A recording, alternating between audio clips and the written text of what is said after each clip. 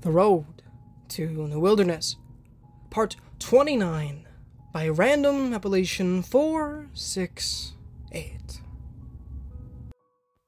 So, what do we do? Locked in Sean's office, I sat with the remaining New Wilderness officials, Chris and Jamie on either side of me. Adam and Eve reclined in forlorn slumps closer to Sean, and Eve had yet to stop weeping in silence. Long crystalline paths cut through the dirt on her angelic face. Everyone had some kind of grime, soot, or blood on their clothes. Ethan still cradled his Armalite rifle from rallying his workers to help secure the mechanical garage, and Dr. O'Brien bore rusty red blood spattered all over her clothes from rendering emergency medical aid to the victims, her eyes hollow with fatigue. The death toll had been much smaller than it would have been if ELSAR had actually targeted us, but it was still grim. 5 of our adults, 2 Ark River warriors, 3 of the bone-faced whitetail, and a little boy who got caught in the collapsed cabin 1 when it was hit. Several others had been seriously wounded but were expected to live through the night. The wilderness was no stranger to losses, but this gave off an impotent rage that permeated everyone, a maddening inability to respond to what had happened in kind. Sean rubbed at his face with both hands, the lines on his forehead deepening, and nodded at Ethan's question. With Carter dead, and we have to elect a new head of the Ranger faction, and hope the rest of his secret army doesn't bother to fight. Long odds, that's for sure. More so when they found out who killed him. Dr. O'Brien eyed Chris and shook her head, some of the light brown hair coming loose from her rumpled bun. You've really stirred up a hornet's nest this time, Decker. Caught across the line. He kidnapped one of our own. Chris growled from where he sat with both arms crossed. Heat rippled over my face at their stares, and I wished I could turn myself invisible. Jeez, it's not like I asked to be arrested by the secret police. And you shot none of your own. Dr. O'Brien wagged a finger at him, her voice growing thin with the tension. He might have come out and surrendered if you just waited. You Rangers are always so trigger-happy. Jamie rolled her eyes and threw O'Brien a snide, faux grin. Wise words from someone who's never had to recover a hostage. Says the former Interior Guard who took more hostages than the rest of us, Dr. O'Brien hissed, and Jamie's countenance hardened into a look of barely congealed rage that would have frightened me if I weren't so exhausted. I tugged the ragged blue dress lower over my knees, both shoes back on my feet since Jamie had gone to find the last one. In the hour since it happened, I'd been forced to retell my side of the event in the mechanical garage 3 times, and had to be careful to leave out the same details with each iteration. Chris sat to my right, and I didn't want to look at him, for fear I might hear the accusations of Rodney Carter in my head once more. Everyone knew about the alleged spy, but I'd led them to believe Carter suspected only me, a point none of them had questioned long enough to see through my ruse. I'm just as paranoid as him now. I can't even trust my own friends. If I could at least say something to Jamie. But do I really know her any better than the rest of them? Adam cleared his throat, and his usual kind eyes sparked with a vengeful wrath that lay dormant under a thin veneer of politeness. May I remind everyone that we lost 2 of our number as well. Ezekiel and Tamar were good people, and someone murdered them in cold blood. Please tell me that you're going to focus your efforts on catching whoever did that, instead of bickering with one another all night. I promise you, we are going to do everything we can to find the person who attacked your guards. Sean seemed to fall back on his police training and swept the room with his eyes, but I think tonight made something very clear. We can't keep infighting like this. ELSAR won't stop until we're all wiped out, plain and simple. The only reason we're still here is likely because we're more useful alive than dead. For now. We need to move while we have the good weather, strength, the numbers to push ELSAR from the north. Ethan sat up a little straighter, a surprised expression on his scruffy face. An offensive! Now! Yes. Sean tapped a map in front of him with one finger. If we can push them out, a Black Oak, ELSAR will lose its main base for projecting raids into our territory, and their hold on the county will shatter We'll have a larger pool of civilians to recruit from, and possibly some intact infrastructure to use for manufacturing better weapons. Since Carter died before he could investigate the spy matter further, it's a given that our mole will try to get the word out to ELSAR before our attack starts. We'll be killing 2 birds with 1 stone. That's assuming your plan works.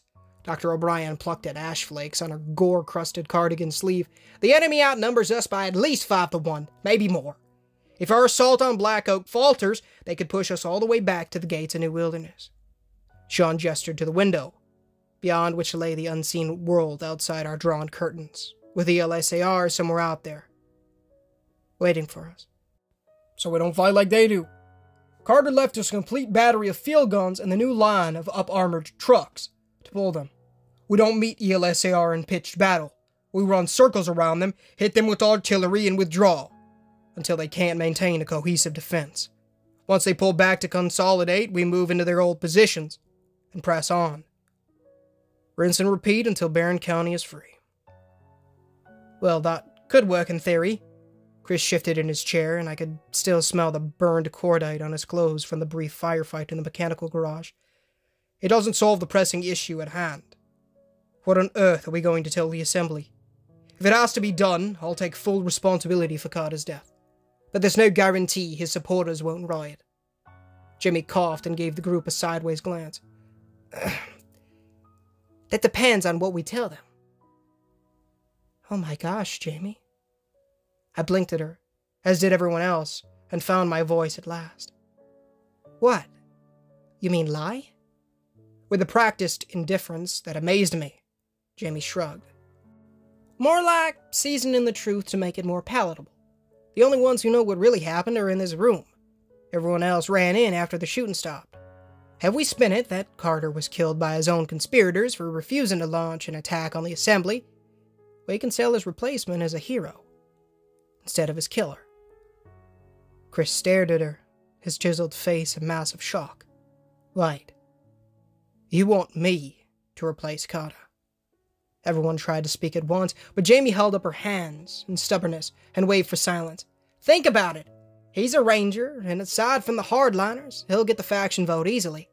If we pass him off as a good Samaritan who tried to save Carter from traitors, the hardliners will sympathize with him. With Chris locking down the ranger vote, we can finally get stuff done in the assembly to help win the war.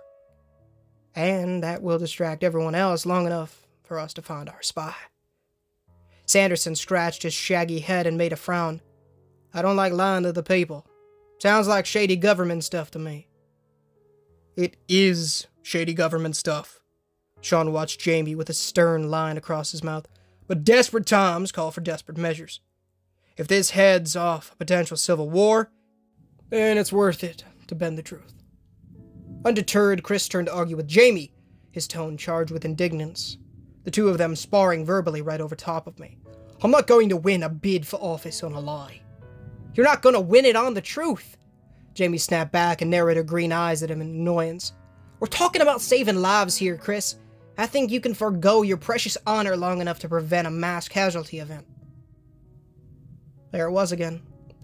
That line of reasoning. The same Carter had used, and the same that everyone parroted like some jaded mantra. Saving lives. How many lives had already been lost in the war on ELSAR in the breach so far? How many more would be required to win it? What would we have to do? Who would we have to become? To keep the world safe from a menace it didn't even know existed. I swallowed and chewed on my lower lip until I tasted coppery specks of blood. If we're going to do all the same things ELSAR is doing, then what, aside from the mutants, are we saving people from exactly? Eve sniffled and cleared her throat to catch Chris's attention. We need to bury our dead, and send a rider to inform the rest of our congregation. I'd prefer to take them back to Ark River, but I don't think that will be an option for us until the beacon is found. Will you promise our safety if we choose to stay here among your people? Chris's fierce glower softened, and he nodded with an apologetic note to his words. If I have to sleep on the ground outside your tent, I'll do it. What happened tonight won't happen again. So you accept? Sean leaned back in a swivel chair, weary, but triumphant, though it didn't seem to bring him any joy. Curious, I looked up in time to find Chris's gaze on mine. An uncertainty there. A desperation sunk deep in those lovely circlets of sky blue, as if he wanted to say something to me but couldn't.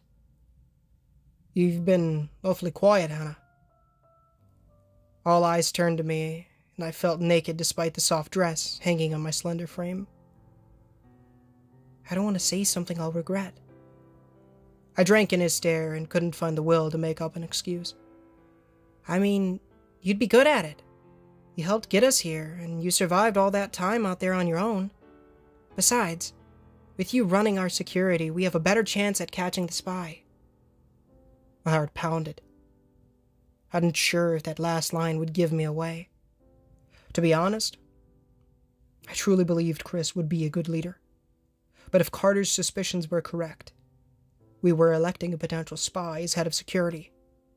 It couldn't be any more backwards, but I didn't dare voice my concerns out loud, for fear of what might happen to Chris if I did.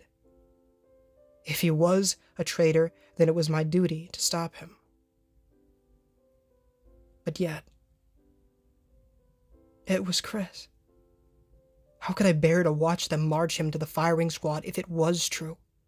There had to be some explanation, some reason for the inconsistencies Carter had pointed out. I just didn't know how to ask for it. Chris's shoulders slumped in resignation to his fate, and he raised a cautionary hand to Sean. All right, I'll do it. But let's keep the lying to a minimum, yeah? Just enough to do what needs to be done. No more, no less. The walk to the assembly was a quiet, lonely affair. All of us lost in our own thoughts. At first, Chris tried to keep pace with me, but when I kept my head down to avoid meeting his line of sight, he seemed to give up, and fell back into his own solitary stride. Jamie stayed close to me, her war belt strapped over the black dress she'd worn to the party, eyes scanning the nearby shadows for threats. I doubted she'd leave me by myself for the rest of the night at least, and while it should have been comforting, I couldn't feel anything but a dread-soaked loneliness in my guts. That, and the hidden object still clasped in my left hand. Tucked between my fingers, the secret lingered, cold, sharp metal with rough black cord like a snake that waited to strike. I'd had very little time to examine it, but a few glances were enough to further perplex me. A key. A strange, square-shaped metal key. Not like one for a car or a house, but like some kind of industrial switch. Thick and etched with multiple complicated teeth. On one side, a small bit of paper had been glued to the upper flat end of the key, with a series of numbers scrawled on it that had to be a set of coordinates. Where those went to, I had no idea. But for Carter to risk handing this treasure over to me, and to insist with his dying breath that it was far more important than the stolen beacon itself, meant that I was dealing with something earth-shattering. I didn't know what to do, but something told me that I needed to find wherever this key led. Even if I had to go alone. And the alone part terrified me. 3 huge clots of people swarmed the visitor center parking lot, arranged in a semicircle around a small line of tables with chairs behind them, a podium in the middle. Many of the people wore homemade cloth armbands stitched with faction slogans, or carried banners scrawled with their demands, and they taunted each other from across the demarcation lines like sports fans at a championship game. Armed guards were everywhere, their rifles at the ready to keep rowdy voters from getting too rambunctious.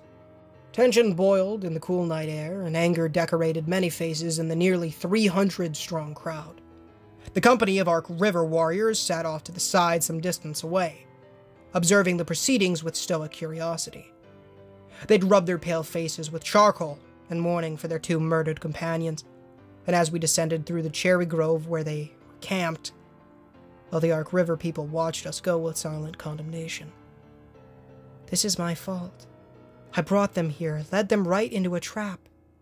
If anything else happens, I should have just stayed in Louisville. Hiding behind the curtains of my loose hair, I followed Jamie into the rows of metal folding chairs where the Ranger faction was seated. Dr. O'Brien, Ethan, and Chris took up their places in the official seats behind the line of tables, and Chris's appearance sent a confused buzz through the crowd. Sean stepped up to the podium, and the murmurs died out, everyone waiting for what he had to say. Tonight has been a trying time for us all. He fixed the crowd with a resolute stare, a striking figure behind the podium. Even in my self-consuming anxiety, I had to admit, it was a shame he'd chosen police work over an acting career. Innocent people have been killed.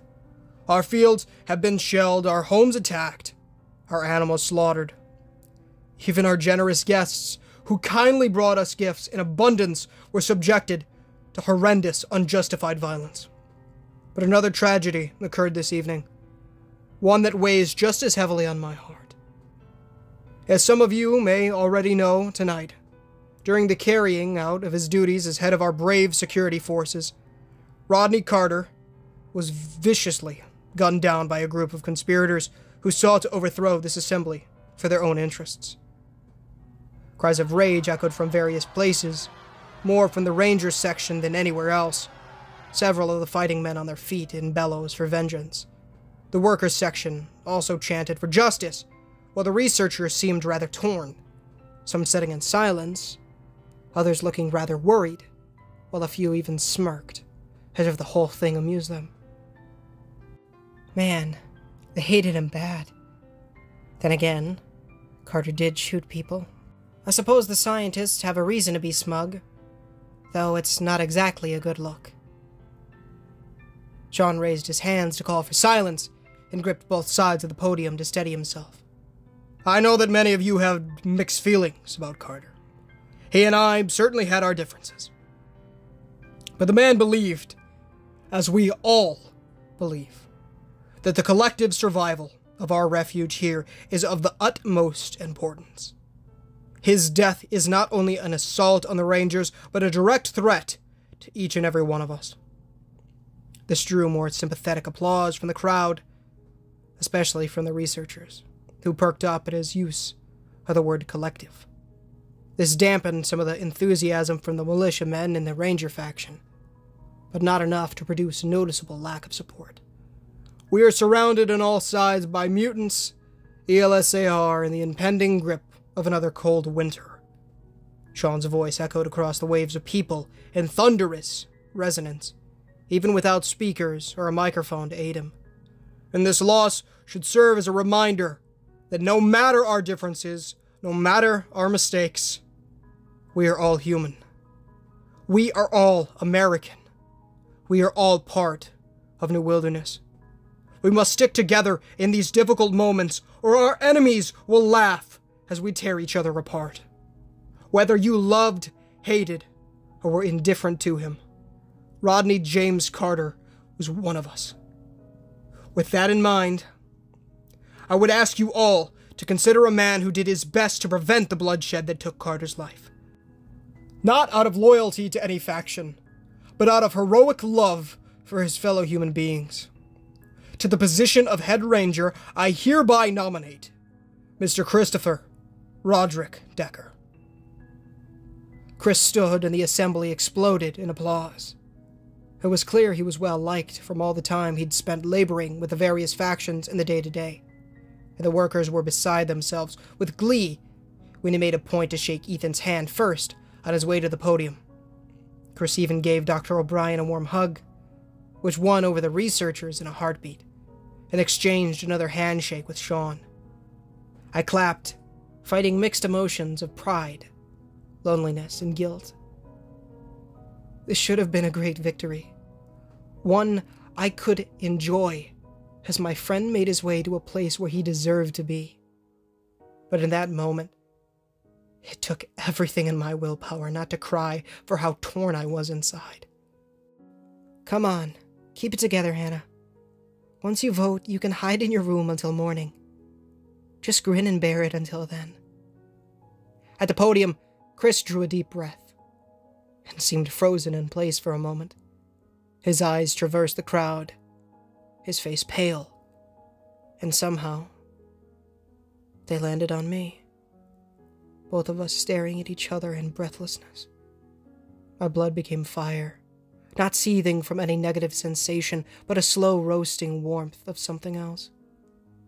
A deep yearning that tickled in my chest.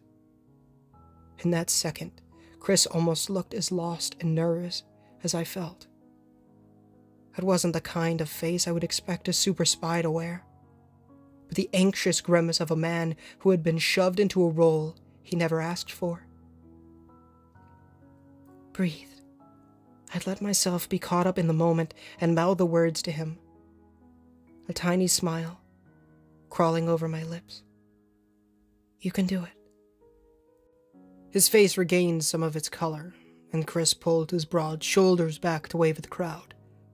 Thank you.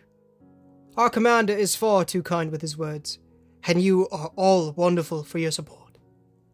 I didn't have much time to think on a speech, so you have to bear with me. Beside me, Jamie snorted, and a playful smirk crossed her face, as if he has any issue talking without ceasing.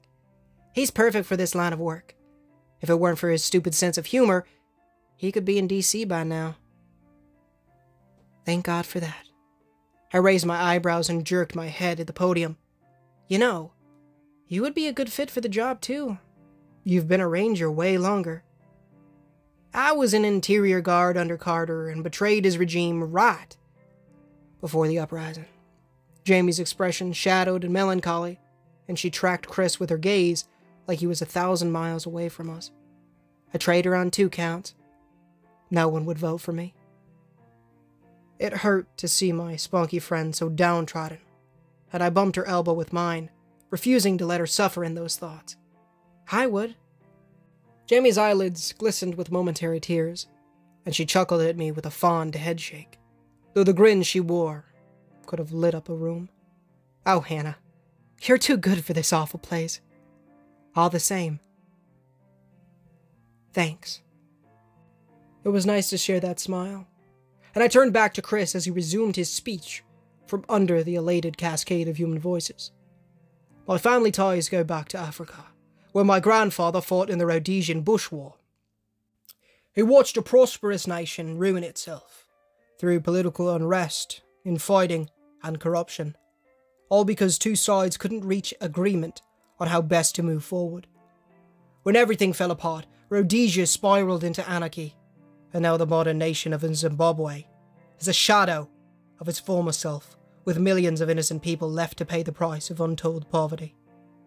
While each would say otherwise, both sides were to blame, and neither could claim the moral high ground in light of the injustices they'd committed on one another. It was a war that had no winners. And that is what I fear we are headed toward in Barron County. Everyone inched forward in their seats, drawn to his magnetic words, and Chris stared back at them with a handsome, compassionate expression that couldn't help but garner sympathy. Here we sit, divided into 3 factions, screaming and shouting at each other as if we were our true enemies. Do the freaks care what armband you wear? Does ELSAR give better prison cells to one group over another? Will the winter be warmer for you based on what ideology you hold? Just like Rhodesia, we stand upon the brink of destruction. And if we cannot unite, we will all be destroyed. He raised a pointer finger to accentuate each point, and Chris drove home his words with a passion that put a jolt in my pulse.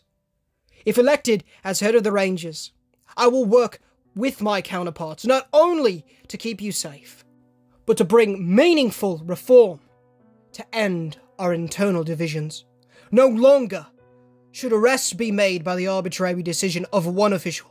No longer should expansion of our farmland be restricted with our new friends from Ark River can teach us better ways to manage our crops. No longer should scientific analysis be shunted aside for popular opinion. And no longer should our security be treated as anything other than what it is, a military crisis. It is time to put aside our differences and rise together to end this war, once and for all. Wild euphoria rang through the assembly, and almost everyone leapt to their feet to cheer. I rose alongside Jamie and felt my heart skip a beat at Chris picking me out from the crowd with a slight nod. His cheeks flushed in relief. "See?" Jamie half shouted to me above the din. "A perfect fit. Let's just hope it doesn't go to his head." Ice sank through my intestines, and I tried not to let my wince show. I'd been so busy worrying about whether or not Chris was a spy that it had never occurred to me what power could do to him, even if he wasn't. Judging by the applause, he stood a good chance of being elected to our tiny government, possibly succeeding Sean in the future with how much popularity he had right now. What would stand in his way of total control then? If Chris ended up like Carter, paranoid and convinced he needed to rule, who would be able to stop him before it was too late? As the voting began, and long lines formed behind the multiple booths set up behind each seating area, I dragged my gritty cork shoes over the asphalt with a conflicted march. I should have been ecstatic that a riot had been averted, that perhaps real change was on the way, and an end to the war within our grasp. But I could only think of one horrible possibility that dug itself into my thoughts like an alien parasite. If the day came when someone launched an uprising against Chris, whose side would I be on?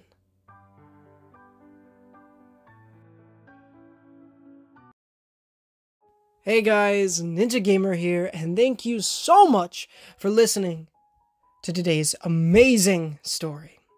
If you did enjoy, please feel free to leave a like, as it does help the channel innumerably and does get the gospel into people's feeds, as well as please consider subscribing, as we are trying to hit 1,000 subs by the end, or we are trying to hit 10,000 subs by the end of the year, and it would be a massive blessing from the Lord if you guys decided to do so. Of course, read the $1 Million question. It's on screen right now, pinned comment, description, if you prefer to read it that way, to please make the choice about whether you want to go to heaven or not. Of course, it'll teach you about repenting of your sins and trusting in the good Lord Jesus Christ with every mind, soul, and strength, and then building that relationship with the Lord by reading the Holy Bible daily, pray daily, and evangelize people. It's great stuff. I'd appreciate it if you do so. Please do so. It's very important. Best decision you'll ever make. As well as, please join the Discord in the description as well. Awesome stuff. Really love if you would join the Discord. Love to talk to y'all in there. It's great stuff. Of course, go give Random Appellation 468 some love. The original story link as well as his Reddit page will be down there, which is great stuff. Of course, also go and show Muse some love. He's the guy who makes all the music for these videos. Not specifically for these videos, but we do use them here. I say we. I use them here. And, yeah, they're fantastic. His YouTube channel link, as well as all of the songs in this video, are down there. Also, if you guys are interested in plush videos, my brothers have a plush channel called Tomac Plush Videos, which I do make quite a few cameos over there. So if you guys want to see me in something other than horror stories or gaming, go check that out. It's really awesome. It's a great channel, and I would really, really appreciate it. It would be so awesome if you guys did so. Yeah. Also, all sound effects in this, there was only one, I believe, but those are down there as well. As well as I will link the page for Random Appellation 468's New Year's post, if you guys want to go check that out. Appreciate the shout out as always on there as well, my brother. But yeah, now, with that out of the way, I can actually talk about what I'm thinking for the story. So, unfortunately, but also fortunate, well, again, it's bittersweet. It's always bittersweet when a story ends, but thankfully, this isn't the ending. Tomorrow, whenever I get it out, the final part of the Road to New Wilderness will be put on the channel. And then at the end of the month, January, the second book releases. And I can't freaking wait. The next part, I can't wait. I was so giddy reading this. It was unbelievable, man. It was, oh my gosh. I love this story so much, dude. It's such a good one. Easily, like, the best I've ever read. And it's just, it's easily the best story I've ever done on the channel. My top two are this and, a former stalker has been texting me, which I will link the playlist in the description if you guys are interested in that. Because that one is also a really great story. Easily one of my favorites. I always love when they do romance in stories, because I'm a romantic. I've said it multiple times. I am. I love love at that end of the day, and I don't know. I really do. I love it in, especially, you know, stories like this, movies, whatever it's in, it doesn't really matter. It's just great to see, you know, and it always makes the story better, without fail, and this one just does it so well. And so I really, really love this one. It's amazing. At the end of the day, it's just absolutely amazing, and I'm gonna miss it once it's over. A lot. Obviously, it's gonna be a little while before that, because there is the second book, and yeah, I believe a third book. Honest to goodness, I'll go ahead and read another post. Here.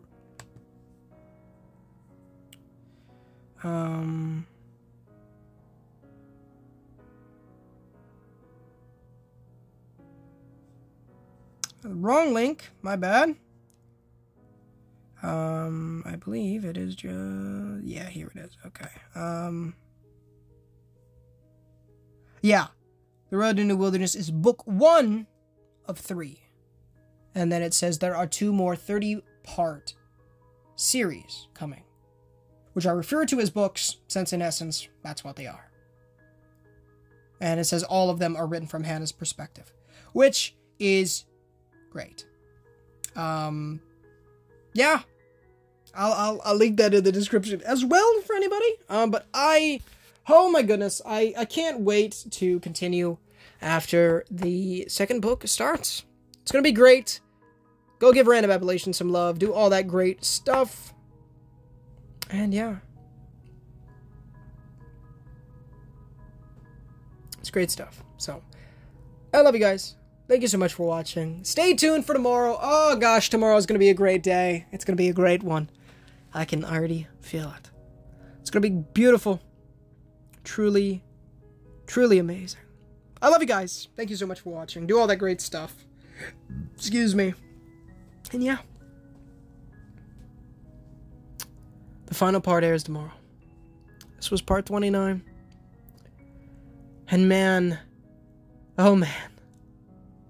I haven't read it yet, but I can tell it's gonna be a good one. Shout out to Mance Chris for hopefully getting the vote. I'm assuming he's going to get it, but I have no idea. But shout out to him for being straight up a smooth talking man. Gosh. Oh, this story's just so good. So good. We love our Ark River folks. We love our researchers and our rangers. And whoever Ethan is for, I think probably just workers, maybe? I'm not sure. But yeah, we love Ethan too. I believe Ethan is from the oil field story. One of the most popular ones on the channel, actually. So yeah, go check it out in the end screen for to go pop over on that story. One of the best. It's a great story, and one of the most popular here on the channel. Actually, the second most viewed horror story on the channel. Second only to I Survived the Collinswood Massacre. Which, you guys, if you haven't watched that, and you want to know what the frick happened to Collinswood, that's a good one to go watch. It's a really good story, and one that is awesome. If you guys actually don't know this, the Barron County Anthology, as what it is properly called, I do believe, is, at the beginning, it was a form of short series and standalones, and then it became this. the beautiful thing that is the road to New Wilderness. And so if you have not listened to any of the other parts, everything else is on the channel. I've been doing this on and off since October, and they're all on the channel. Stay away from Tower Pin Road. Beware of the lights that walk. Gosh, I don't even know freaking what else there is. Let me quickly go. I know I'm speaking really long, and I apologize. I'm going to end here very, very soon. I know I made... Where's my... Now, I will say this. There's 47 parts in total, and it will be up to 49 later. But we have, essentially, Stay Away from Tower Pin Road. 3-part mini-series. Well, I say mini. It's a good series. It's a great series, but 3-parter. Beware the Lights That Walk. That's the introduction. You know what? I won't actually say who these are introducing, but that one introducing a major character. We got an email from a whistleblower. Great story. I'm an oil field worker in Barron County. The girl from Shipwreck Cove. I worked for the ELS ABRA program, a 2-part series. If you haven't already, burn your mailbox. The 5-part series, I trapped a monster in my garden shed. For those of you who have listened to the Ark River stuff, you probably can assume who that is. Don't Fly Over Barron County, Ohio. I Survived the Collinswood Massacre. The Difference Between Monsters and Men. We Are the Pirates of Sunbright Orphanage, a 2-part series. And then the Big Chumbus, The Road to New Wilderness. The 30-parter. This is 29, though. And tomorrow will be 30. So I want to thank you guys so much for the support recently, and I want to thank you, Lord, as well. So thank you guys, and thank you, Lord, and I'm going to let you go, because I've been talking quite a long time. I love you guys. Thank you so freaking much for this. The ability to do this, and thank you, Random Appellation, for being able to narrate your wonderful works here. It's truly an honor, and, yeah. Keep up the amazing work, dude. Your stories are truly an absolute blessing to me, and I'm sure to so many other people. They are so good. Yeah. Seen Aquaman today. Great movie. Go check it out.